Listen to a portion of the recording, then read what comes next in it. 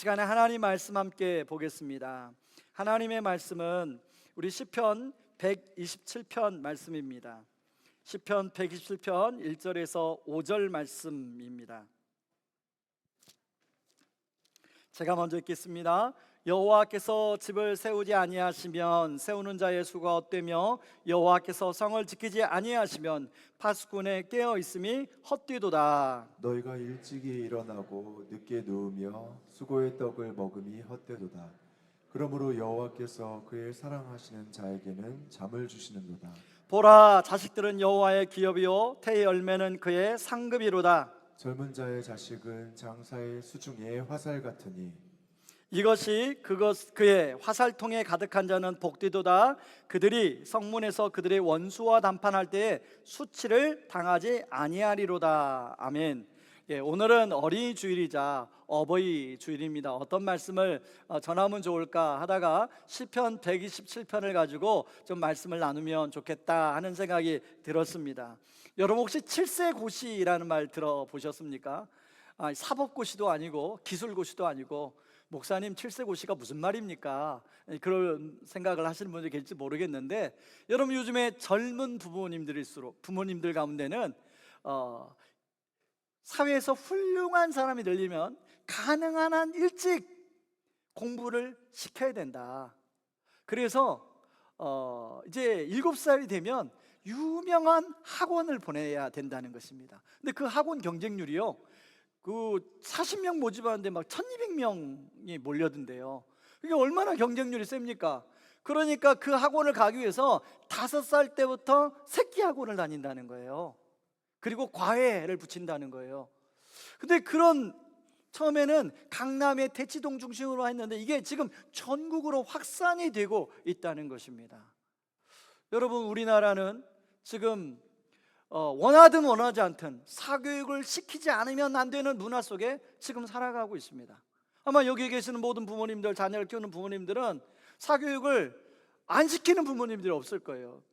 왜냐하면 사교육을 시키지 않으면 우리 아이가 학업을 따라갈 수 없는 그런 지금 시대에 우리가 살고 있습니다. 그런데 그러면 자녀를 대학을 보내고 취업을 시키면 다 끝나느냐, 그런 걱정, 근임이 다 끝나느냐. 제가요, 이제 우리 교회 성도님들 이제 시집장가 보내서 손주 손녀 다 낳고 사시는 성도님을 만나보니까 자녀에 대한 씨름은 끝나질 않더라고요. 그래서 참 그래서 생각이 들었어요. 부모로 산다는 게 참 쉽지 않구나. 여러분 한번 이 시간에 서로 한번 위로 좀 할까요? 참 애쓰십니다. 부모로 사는 게 참 수고가 많습니다. 우리끼리라도 위로를 좀 해야죠, 그죠? 여러분, 그런 차원에서 이 시편 127편은 우리에게 주는 귀한 통찰력이 있다는 것입니다. 이 솔로몬의 시라고 나오는데, 여러분 솔로몬은 가장 지혜로운 사람이라고 우리가 알고 있어요. 가장 지식으로 출중했던 사람이라고 알고 있습니다. 그래서 솔로몬이 자녀 교육과 관련된 말씀이 곳곳에 좀 나와요. 예를 들면 잠언 1장 8절에 보면 내 아들아 내 아비의 훈계를 들으며 내 어미의 법을 떠나지 말라. 3장 1절은 내 아들아 나의 법을 잊어버리지 말고 내 마음으로 나의 명령을 지키라. 이 내 아들이란 것은 1차적으로나마 솔로몬의 자녀들을 해당이 될 거예요. 그리고 2차적으로는 일반화 되겠죠. 여러분 솔로몬 자녀가 몇 명인가는 성경에 잘 안 나옵니다. 근데 솔로몬의 부인과 첩이 몇 명인가 나오죠. 그 자녀들이 엄청 많았다는 것을 우리는 짐작해 볼 수가 있어요. 근데 그렇다는 것은 솔로몬이 자녀 교육에 남다른 열심을 가졌겠다는 생각을 우리는 해보게 됩니다. 왜냐하면 자녀 사랑은 그때나 지금이나 별반 다르지 않아요. 여러분, 그러면 솔로몬은 자녀 교육의 결과가 어땠을까? 우리가 또 이런 질문을 해볼 수 있잖아요. 자, 솔로몬의 자녀들의 삶에 대해서는 성경에 잘 나오지 않는데 딱 유일한 단초가 하나 나옵니다. 바로 르보암 왕이에요. 여러분, 남유다의 세 번째 왕 르보암, 솔로몬의 아들이었어요. 근데 르보암 왕이 왕에 오르고 나서 나라가 두 쪽으로 갈립니다. 그리고 르보암이 우상을 섬겨요. 그러니까 솔로몬은 그 자기의 자녀들이 정말 그렇게 되지 않으려고 열심히 아마 교육을 했을 텐데 솔로몬도 자녀 교육은 답이 없다. 여러분 그렇죠? 자녀 교육만큼은 어려운 게 없는 거예요. 뭐 이게 공식으로 되는 게 아닙니다. 뭔가 내가 막 열심히 한다고 그렇게 되는 게 아니에요. 저는 이 솔로몬이 이 시를 언제 기록했을까를 생각해 봤어요. 어떤 사람은 왕정 초기에, 어떤 사람은 왕정 중기에, 어떤 사람은 다 마무리하는 시점에. 저는 세 번째 의견이 좀 동의합니다. 왜냐하면 오늘 본문에 보니까 헛되다, 헛되다, 헛되다라는 말이 세 번 나와요. 이것은 전도서에 보면 나오잖아요. 비슷한 단어를 갖다 쓰는 거죠. 솔로몬이 이제 인생 말년에 다 자녀들을 그렇게 키우고 돌아보니 그렇게 열심히 자기 나름대로 자녀 교육을 하려고 애썼는데 그게 참 그렇게 의미가 없구나라는 걸 솔로몬이 깨닫고 우리 후세들에게 이걸 가르쳐 주기 위해서 지은 시라는 생각을 해보게 되었습니다. 여러분, 이 시편 127편은 성전에 올라가는 노래에 속해 있어요. 시편 120편부터 135편까지가 성전에 올라가는 노래인데 무슨 노래냐면 이스라엘 백성들은 1년에 3번 절기에 성전에 올라가서 제사를 드리게 됩니다. 근데 이 예루살렘은 해발 고도가 높기 때문에 아래에서부터 예루살렘을 가려면 이 올라가는 오르막이에요. 그래서 그 오르막길을 걸어가면서 이 시편의 노래들을 부르면서 올라갔습니다. 여러분, 이 시편 127편을 부르면서 무슨 깨달음이 있었겠습니까? 솔로몬이 정말로 내 노력으로 열심히, 내 지혜로 열심히 자녀를 그렇게 교육을 해도 그게 내 뜻대로 안 되는구나, 그게 의미가 없는 거구나, 그런 것들을 아마 깨닫지 않았을까. 또 솔로몬은 그걸 깨달으라고 이 시를 짓지 않았을까 생각을 해보게 됩니다. 참, 저는 이 어린 주일에, 어버이 주일에 이런 자녀를 어떻게 하면 좀 잘 교육할까 하는데, 저는 몇 가지 이 말씀을 좀 살펴보려고 하는데, 첫 번째는요, 자기 의존적 양육의 헛됨이라는 거예요. 여러분, 오늘 1절 2절 같이 한번 읽어볼까요? 같이 읽습니다. 여호와께서 집을 세우지 아니하시면 세우는 자의 수고가 헛되며 여호와께서 성을 지키지 아니하시면 파수꾼의 깨어 있음이 헛되도다. 너희가 일찍이 일어나고 늦게 누우며 수고의 떡을 먹음이 헛되도다. 솔로몬은 집도 많이 짓고요, 건물도 많이 졌던 사람이에요. 근데 본인의 이런 건축 경험을 가정을 세우고 가문을 세우고 자신의 왕조를 세우는 것에 비유해서 설명하고 있습니다. 여기 성은 자녀들의 안전과 미래를 의미합니다. 일찍 일어나고 늦게 눕는 수고가, 여러분, 오늘 자녀를 키우는 우리들의 모습과 좀 비슷하지 않습니까? 자녀들에게 좀 더 좋은 환경, 좋은 그런 집들을 좀 만들어주고 싶어서 아침부터 저녁까지 애쓰는 모습이 오늘 이 시편, 이 시인의 이 말씀하고 너무 유사해요. 근데 솔로몬은 무엇이라고 말합니까? 그 모든 것들이 다 헛되고 헛되고 헛되다고 말해요. 하나님 없이 부모의 힘만으로, 부모의 노력만으로, 부모님의 지식만으로 아이들을 그렇게 어떻게 내가 좀 만들어 보려고 하는 그런 노력이 헛되다는 거예요. 사실 여러분, 우리가 자녀를 다 키워봤지만 공식대로 어떻게 자녀들이 되던가요?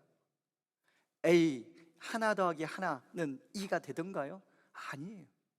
되는 아이는 어쩌다가 되고 안 되는 케이스가 훨씬 많다는 걸 우리는 경험하면서 너무 잘 알 거예요. 제가 지난 금요일날 이제 이 말씀을 준비하다가 우리 사역자들에게 이 말씀을 좀 나눴더니, 사역자 한 분이 목사님, 바로 우리 가정이 바로 그런 이 말씀이 딱 맞는, 그러면서 뭐 본인의 가정을 좀 이야기를 들려주시더라고요. 그래서 제가 설교 시간에 인용하겠다고 그랬어요. 어머님께서, 이 사역자의 어머님께서 시골에 살았는데 굉장히 교육열이 높으셨대요. 그래서 위에 첫째 둘째를 서울로 미리 유학을 보냈답니다. 어린 나이에. 그래서 있는 거 없는 거 집안 살림 다 해서 막 지원을 해줬대요. 그래서 좋은, 그 당시에 막 과외도 붙이고요, 아무튼 그랬대요. 근데 첫째 둘째가 삐뚤어져 나왔답니다. 그러니까 엄마가 원하는 대로 안 된 거죠. 그래서 세 번째부터 셋째, 넷째, 다섯째, 본인은 넷째인데 어머니가 그냥 평범하게 교육을 시켰대요. 그래서 그 첫째, 둘째 위에 오빠들은 참 미안하지만 너무 감사하다. 우리 어머니가 그걸 깨닫고 우리를 그렇게 안 시켜준 게 너무 감사하다. 이분이 고백하더라고요. 근데 결과적으로 보니까 실제로 셋째, 넷째, 다섯째가 훨씬 더 잘 됐다는 거예요. 그리고 다섯째 동생 얘기를 해주는데 어머니가 그토록 원하는 어떤 어머니의 원함 상이 있잖아요. 상, 우리가 원하는 상이 있잖아요. 근데 그 다섯째 동생이 평범하게 교육을 시켰는데 그 다섯째 동생이 그렇게 됐다는 거예요. 첫째가 둘째가 아니라. 그러니까 이게 참 우리 뜻대로 안 되는 것이죠. 그래서 저는 그분은 어머님이 그런 산 교육을 보여주셨기에 자기 자녀 셋을 정말로 아이들이 안 한다면 아예 안 시켰대요. 학원을 가다가 싫다고 그러면 학원을 안 보냈대요. 진짜 본인이 원하는 것만 해주고 그걸 안 했대요. 그리고 이제 다 장성을 키워보니까 아이들이 다 자기 갈 길을 가고 있더라는 거죠. 잘 살고 있더라고요. 굉장히 행복하게 살고 있더라는 거예요. 여러분, 사실 부모님들이 자녀들에게 그렇게 열심을 다해서 자녀들을 교육하려고 하는 거기는 그게 뭡니까? 자식을 사랑하기 때문이잖아요. 근데 여러분 한번 좀 솔직해 보자고요. 자식을 사랑하는 마음도 있지만 그 안에는 부모의 상처를 자식을 통해서 많이 하고 싶은 마음, 그리고 부모가 못 이룬 성취를 자식을 통해서 성취하고 싶은 마음, 그리고 남들에게 혹시나 우리 아이가 뒤지지 않을 거라 뒤지면 안 된다는 그런 불안한 감이 그 안에 깔려 있기 때문에 그런 건 아닌가요? 여러분, 그렇게 과도하게 아이들을 통제하고 정말로 아이들에게 온갖 것을 지원해주기 위해서 막 허리띠 졸라매며 그렇게 교육을 하면 결과적으로는 부모님도 지치고 결국은 그것 때문에 아이들도 힘들다는 거예요. 제가 서론에서 이야기한 그 아이들 중에는요, 그 5살짜리가 공황장애가 온 애들이 있다는 거예요. 공황장애가. 그래서 애들이 갑자기 막 영어 단어 외우다가 갑자기 그 자리에서 쓰러지고, 그리고 막 숨이 안 쉬어지고, 그런 게 실제로 있다는 거예요. 여러분, 왜 우리는 내려놓지 못할까요? 혹시 우리 여기에 우리의 불신앙은 숨어 있지는 않을 것인가요? 하나님보다 더 세상이 크게 보이고 하나님의 약속보다는 세상의 목소리가, 그 매스컴에 사는 이 세상의 사람들이 하는 이야기가 훨씬 더 크게 우리에게 영향을 주는 건 아닐까요? 여러분, 2절 마지막은요, 이렇게 말합니다. 사랑하는 자에게 잠을 주시는도다. 우리가 생각할 때는 노력하는 자에게 잠을 주시는도다 이렇게 되는데, 사랑하는 자에게 잠을 주신대요. 여러분, 여기 잠은요, 앞에서 말한 불안과 대조되는 평안을 말합니다. 그러니까 과도하게 불안할 필요가 없다는 겁니다. 하나님이 우리도 사랑하고 우리 자녀들도 사랑하기 때문에 하나님이 각자의 적성에 맞는 그런 삶을 살게 하신다는 거예요. 여기 다른 번역 성경에 보면 이 본문이 어떻게 나오냐면요, 이렇게 나와요. 그가 잠을 자는 동안에도 복을 주신다. 새번역 성경과 NASV 성경, 우리말 성경은 그렇게 번역하고, 이 말은 뭐냐면 그 부모가 막 아침부터 저녁까지 안달복달 하지 않아도 잠을 자는 동안에도 하나님은 우리 자녀들을 돌보시고 이끄시고 인도하신다는 거예요. 이걸 믿으시라는 겁니다. 왜요? 하나님은 우리의 하늘 아버지이기 때문에. 하나님은 우리 자녀들의 하늘 아버지이기 때문에 그 하늘 아버지가 자녀들의 삶을 책임지신다는 겁니다. 그런데 여러분, 왜 우리가 그걸 못 믿습니까? 왜 우리는 자꾸 흔들리잖아요. 이것을 위해서 우리가 알아야 할 것이 있는데, 두 번째는요, 내 아이가 아니라 하나님 주시는 선물이란 걸 알아야 돼요. 여러분, 3절은 뭐라고 하냐면 이렇게 말합니다. 보라, 이 보라라는 단어는 힘내라는 감탄어예요. 감탄어. 보라라는 거예요. 자식들은 여호와의 기업이고 태 열매는 그의 상급이라는 거예요. 너희들의 소유가 아니라는 거예요. 기업이란 말은 나할라란 말로 대대로 물려받는 가족의 기업을 말해요. 그리고 이 상급은 누군가로부터 받는 은혜로운 선물을 말해요. 자식은 나의 소유가 아니라 하나님이 주신 은혜의 선물이라는 것입니다.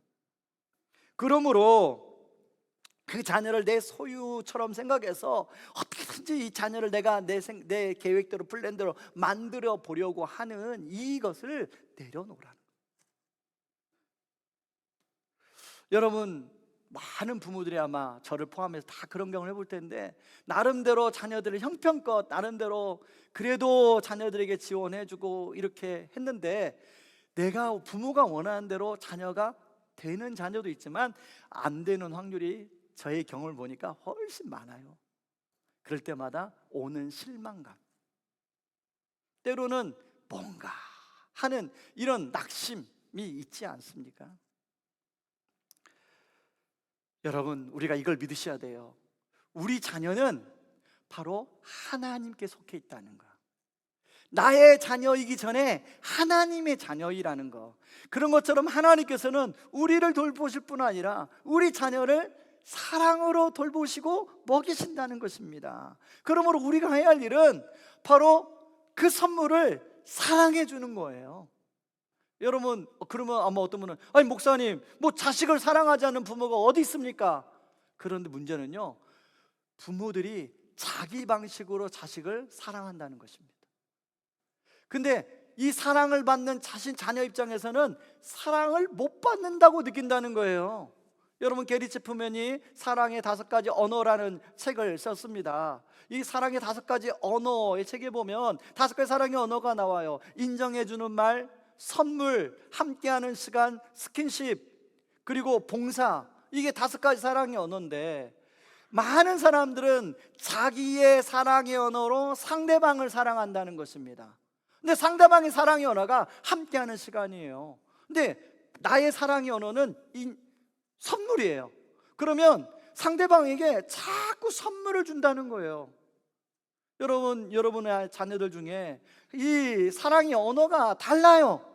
첫째가 다르고 둘째가 다르고 셋째가 다를 수가 있어요. 근데 그걸 모르고 내 방식대로 사랑한다는 거예요. 그러니까 아이 입장은 사랑받는다고 못 느끼는 것이죠. 그래서 제가 수녀님들에게 간단한 그 조사를 할 수 있는 것들을 제가 링크를 보내드렸어요. 그래서 여러분들이 이번 가정의 달에 여러분 자녀들과 함께 사랑의 언어가 무엇인가를 한번 서로 검사를 해보세요.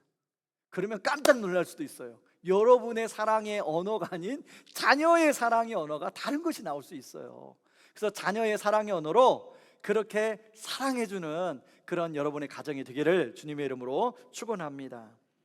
자, 그런데 여기 한 가지 더 우리가 좀 살펴볼 게 있습니다. 우리의 완전한 부모, 용사가 되신 예수님이 있다는 사실입니다.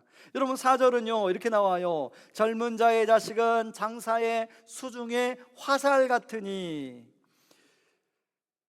화살은 전쟁에서 공격용 무기이기도 하고 방어용 무기이기도 해요.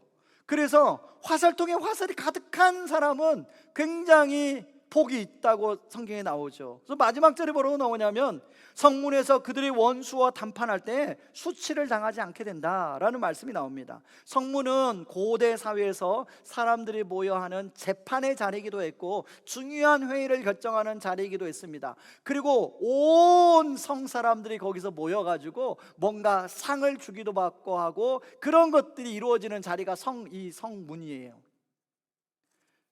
여러분, 부모는 이런 곳에서 다른 사람들에게 수치와 부끄러움이 아니라 사람들에게 기쁨이 되고 자랑이 되고 싶어하는 마음이 있죠. 특별히 자녀를 통해서.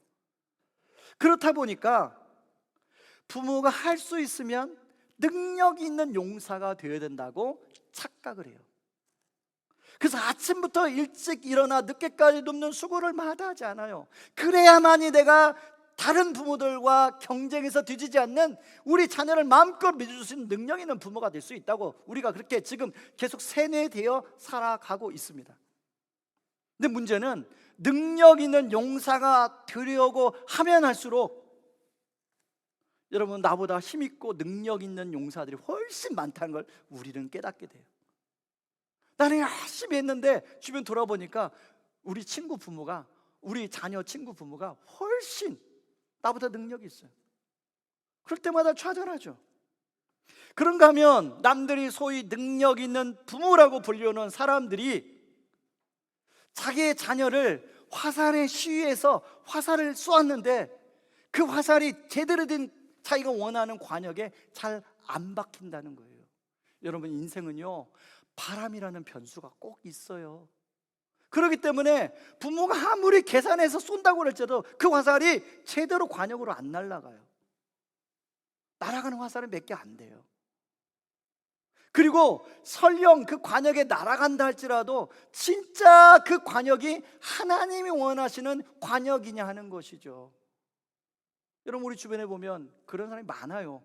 정말로 부모가 원하는 대로 그렇게 열심히 살아가지고 부모가 원하는 직업을 얻었는데 이제 30대 초반이 돼 보니까 이게 나의 적성과 안 맞아요. 내가 지금 잘못된 옷을 입고 있어요.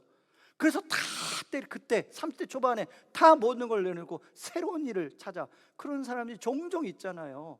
저는 진짜 용기 있는 사람들이라고 생각해요. 여러분, 우리가 중요한 것은 우리 자녀가 하나님의 화살의 시위에서 떠나서 하나님이 원하시는 관역에 잘 박힐 때 그게 진짜 하나님께 영광이 되잖아요. 여러분, 우리가 아무리 능력 있는 용사가 된다고 할지라도 여러분, 참 우리는 그 자신이 없어요.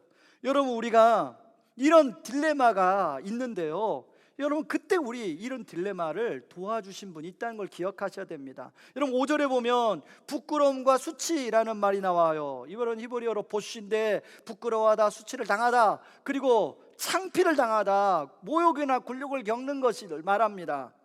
여러분, 여기에 계시는 분 중에 누구도 수치나 이런 부끄러움과 모욕을 당하기를 좋아하는 사람 아무도 없을 거라고 생각합니다. 그런데요, 우리를 위해서 이런 수치를 당해주신 분이 계시다는 것입니다. 여러분, 히브리서 12장 2절을 같이 한번 읽어볼까요? 같이 한번 읽습니다. 믿음의 주요 또 온전하게 이신 인 예수를 바라보자. 그는 그 앞에 있는 기쁨을 위하여 십자가를 참으사 부끄러움을 개의치 아니하시더니 하나님 보좌 우편에 앉으셨느니라. 아까 시편 127편의 부끄러움, 수치라는 단어와 여기 나오는 이 부끄러움의 수치라는 단어와 히브리어와 헬라어의 그 뜻만 단어만 다르지 의미는 똑같은 단어예요. 여러분, 예수님이 우리가 그렇게 싫어하는 수치, 우리의 수치를 예수님이 다 대신 뒤집어 쓰셨어요. 십자가에서 사람들에게, 로마 군인들에게 침뱉음을 당하고, 그리고 같이 못 박히는 그 강도들에게 조롱을 당하고, 그리고 십자가 위에서 못 박힐 때 겉옷만 아니라 속옷까지 벗겨져서 알몸으로 십자가에 못 박혀 온갖 수치를 다 뒤집어 쓰셨죠. 근데 사실 그 수치는 우리가 당할 수치였습니다. 죄인인 우리가 당할 수치였어요. 저와 여러분이 당할 수치였어요. 근데 예수님이 그 수치를 대신 뒤집어 쓰시고 우리에게는 예수님의 거룩하신 보혈의 옷을 우리에게 입혀주셨죠. 그러므로 여러분, 우리 자녀들의 삶의 어떠한 모습이 더 이상 우리에게 그것이 수치나 자랑의 근거가 될 수 없다는 거예요. 더 이상 그것에 얽매일 필요가 없다는 거예요. 그것 때문에 더 이상 영향받는 부모가 될 필요가 없다는 거예요. 왜? 이미 예수님이 그 모든 걸 십자가에 담당했기 때문에, 이미 예수님의 십자가가 우리의 정체성이기 때문에 더 이상 우리의 자녀가 우리의 정체성이 아니라는 것입니다. 자녀가 우리의 여전히 정체성이 되면 평생 그 수치를 받을까봐, 부끄러움을 당할까봐 자녀를 재촉하고 그것 때문에 정말로 괴로워하고 힘들어하고 얽매여 살아가는 부모가 얼마나 많이 있습니까? 우리 주님은 그것으로부터 우리를 건져주셨어요. 저와 여러분을 거기로부터 구원해 주셨어요. 그러므로 그로부터 자유로울 필요가 있습니다. 그 주님이 여러분, 우리가 자녀 때문에 불안해하고 걱정하고 염려하는 마음을 너무나 잘 아십니다. 여러분, 그래서 예수님이 이렇게 말하죠. 마태복음 11장 18절에서 3절 말씀 같이 한번 읽어볼까요? 같이 읽습니다. 수고하고 무거운 짐진 자들아, 다 내게로 오라. 내가 너희를 쉬게 하리라. 나는 마음이 온유하고 겸손하니 나의 멍에를 메고 내게 배우라. 그리하면 너희 마음이 쉼을 얻으리니 이는 내 멍에는 쉽고 내 짐은 가벼움이라 하시니라. 여러분, 이 말씀을 듣는 그냥 말씀 자체로도 은혜가 되지만 이 배경을 알면 훨씬 은혜가 돼요. 그 당시에는 소가 밭을 갈 때, 특히 애기 소가 밭을 갈 때, 밭 가는 걸 배울 때 처음에는 잘 모르니까 어미소 위에 무게 중심을, 멍에를 두고 그 애기 소는 어미 옆에 같이 따라가면서 쟁기를 가지고 그러면 밭이 갈리는 거예요. 예수님이 이 말씀을 하시면서 너희들이 그렇게 능력 있는 용사 같은 어미소가 되려고 하지 말라는 거예요. 내가 이미 너희들의 어미소가 됐다는 거예요. 그러니까 너희들은 인생의 무게, 그 자녀 양육의 무게를 나에게 맡기고 너는 내 옆에서 따라오면서 하다 보면 자녀 교육에 대한 인생의 밭이 갈리게 된다는 거예요. 그 말씀을 하시는 것입니다. 여러분, 자녀를 사랑하다 보면 가만히 있어도 그냥 자동적으로 염려가 찾아와요. 자연스럽게 걱정이 돼요. 이것은 자녀가 어리거나 자녀를 시집장가 보내도 다 마찬가지예요. 근데 제가 하나 깨닫는 거죠. 자녀가 커갈수록 부모가 해줄 수 있는 게 별로 없어요. 별로 없어요. 어릴 때는 뭐가 해줄 수 있으면 내가 해줄 수 있는데 커갈수록 없어요.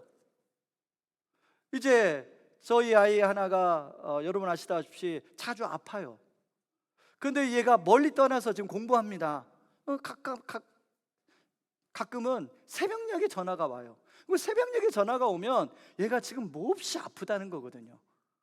그러면 새벽 2시, 3시 전화 받고 부모가 말을 할 수 있는 것은 너무 멀리 있기 때문에 가볼 수도 없어요. 가도 아무것도 없지만 119 불러서 병원에 응급실에 가라.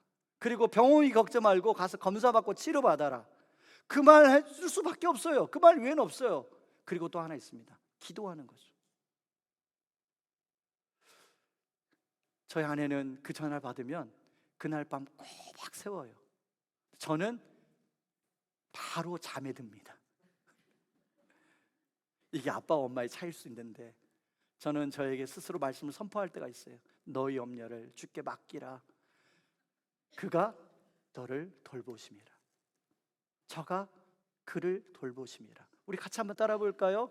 너희 염려를 주께 맡기라. 이는 저가 너희를 돌보심이라. 하나님, 제가 얘한테 해줄 수 있는 게 아무것도 없습니다. 그러니까 이거 주님께 맡깁니다. 내가 여기서 지금 막 안절부절해도 이건 해결되지 않습니다. 주님께 맡겨드립니다. 그러고 저는 잠자리 들어요. 그리고 지나가더라고요. 저는 이 말씀을 생각하면서 여러분, 그 모세를 애국 강물에 띄워놓는 그 모세의 어머니 요게벳의 심정이 너무 잘 느껴졌어요. 바로 애굽의 왕 바로의 명령에 의하여 아들을 낳으면 죽여야 되는 상황이에요. 그런데 3개월 동안 숨겼는데 이 아이가 커가면서 막 울음소리가 점점 커져요. 이 아이를 안 죽이면 다른 나머지 가족이 다 죽임을 당해요. 어떻게 해요? 이 어머니가 정말로 이 아이, 3개월밖에 된 아이를 갈대상자 위에 안고 있다가 갈대상자에 내려놓습니다. 그게 쉽지 않았겠죠. 넘실거리는 애국 강물이 그 갈대상자 하나 삼켜버리면 어떻게 하나, 이런저런 걱정 속에서 내려놔요. 그런데 내려놓는 순간 어떻게 됩니까? 하나님께서 그 모세를 보호하시고 그리고 모세를 붙드셔서 하나님의 화살로 사용하십니다. 하나님 나라를 이루는 하나님의 화살로 사용하십니다. 저는 우리 자녀들이 정말로 우리가 그렇게 걱정하고 불안해하고 염려하는 것 하나님의 품에 내려놓고 맡길 때 하나님이 들어서 하나님의 화살로 쓰임받는 축복이 있기를 주님의 이름으로 축원합니다. 이 시간에 다 같이 일어나셔서 우리 같이 한번 기도하기를 원합니다. 여러분, 요게벳의 노래 찬양입니다. 같이 찬양하겠습니다.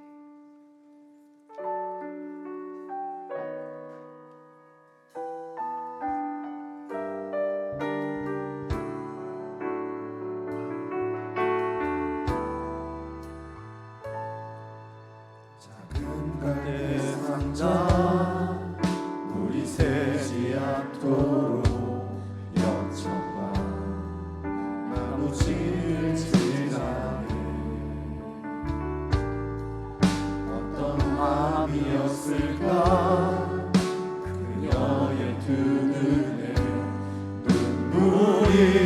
흐르고 흘러 동그란 눈으로 엄마 보고 있는 아이와 입을 맞추고 상자를 덮고 강가에 띄우며 간절히 기도했겠지. 점점 시간 물에 흔들흔들 흘러내려가는 그 상자를 보며 눈을 감아도 보이는 아이와 눈을 맞추며 주저앉아 눈물을 흘렸겠지. 너의 삶의 창조인 너의 참 부모이신 하나님 그 손에 너의 삶을 맡긴다. 너의 삶의 창조인 너를 이끄시는 주 하나님 그 손에 너의 삶을 드린다. 그가 널 구원하신 그가 널 구원하시리. 그가 널 이끄시리라. 그가 널 사용하시리. 그가 너를 인도하시리.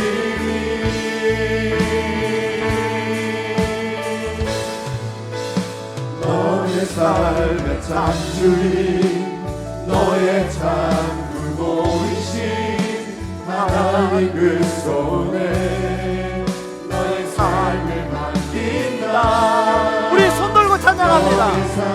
그 창조인 너를 이끄시는 주 하나님 그 손에 너의 한 번 더 너의 삶의 창조인 너의 삶의 창조인 너의 참 부모이신 하나님 그 손에 너의 삶을 맡긴다. 너의 삶의 창조인 너를 이끄시는 주 하나님 그 손에 너의 삶을 드린다. 여러분, 우리가 하나님이 주신 선물을 우리가 어떻게 할 수가 없어요. 우리가 아무리 애쓴다고 할지라도 우리 계획대로 뜻대로 되는 게 아니에요. 솔로몬이 말하고 있잖아요. 그러므로 인생의 참 주인 그 하나님께 속한 우리 자녀를 그 하나님께 맡겨드려야 됩니다. 그리고 우리 부모는 거기에서 사랑해 주는 거예요. 이 아이가 원하는 방식으로 사랑해 주는 거예요. 그리고 우리는 우리의 진짜 부모이신 주님을 우리가 바라보는 거예요. 그러면 이 아이도 그 주님을 바라보고 하나님이 이 아이의 삶에 개입하여 하나님의 화살로 사용하는 줄 믿게 됩니다. 이 시간에 우리가 기도합시다.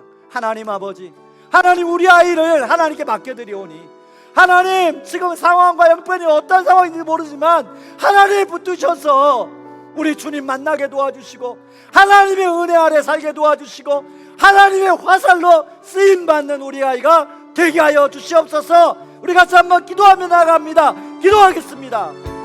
고마우신 하나님 아버지 고맙고 감사합니다. 하나님 아버지 하나님 너의 삶의 아버지 하나님 모든 것을 다해서 아버지 아이한테 주시옵소서. 아버지 내가 원하는 대로 내 뜻대로 아버지 하나님 아이가 그렇게 하십니다. 하나님 아버지 그렇기 때문에 아버지 하나님 저의 부모 참부모이고 아버지 하나님 하나님께 아버지 하나님 우리 자녀들을 맡겨드리고 하나님 아버지 나는 아버지 하나님 부모들은 아버지 하나님께 너무 연약하게 받는 그렇게 참부모인지 하나님 아버지 우리들을 맡겨오니 아버지 하나님 나를 만나 주시옵소서. 아버지 붙들어 붙들어 주시옵소서. 이끌어 주시옵소서. 하나님의 화살로 사용하여 주시옵소서. 하나님 아버지, 하나님 우리에게 자식을 선물로 주셨는데 하나님 사랑하는 마음 때문에 나름대로 최선을 다해서 양육했는데 하나님 우리가 생각한 대로 자녀가 되지 않아서 때로는 실망하고 좌절하고 낙심하고 때로는 자녀가 아버지 하나님 정말로 곁길로 나가서 하나님 어떤 부모님들은 그 자녀 때문에 너무나 가슴 아픈 시간을 보내고 있는 부모님들도 있습니다. 하나님 이 모든 상황을 주님이 아실 줄 믿습니다. 참 부모이신 하나님이 아실 줄 믿습니다. 아버지 이 모든 자녀의 상황까지도 주님께 맡겨 올려드립니다. 아버지 하나님 우리 자녀의 삶 가운데 주님께 입하셔서 아버지 그들을 만나주시고 그들을 보호해주시고 붙들어주시고 하나님이 원하신 방향으로 이끌어 주시옵소서. 그래서 바라옵기는 정말로 원래 태어난 목적대로 하나님의 화살로 잘 쓰임받는 우리 자녀들 되게 하여 주시옵소서. 이제는 많은 죄 가운데서 우리를 구원하신 우리 주 예수 그리스도의 은혜와 그 크신 하나님의 사랑하심과 성령 하나님의 위로 충만하심의 역사가 이 가정의 달에 하나님 자녀들을 어떻게 양육하면 좋을지 고민하며 그렇게 살아가는 모든 부모님들 위해, 그리고 오늘 그렇게 예배 드리는 모든 성도님들 위해 이제로부터 영원토록 함께 하시기를 주의 이름으로 축원하옵나이다. 아멘.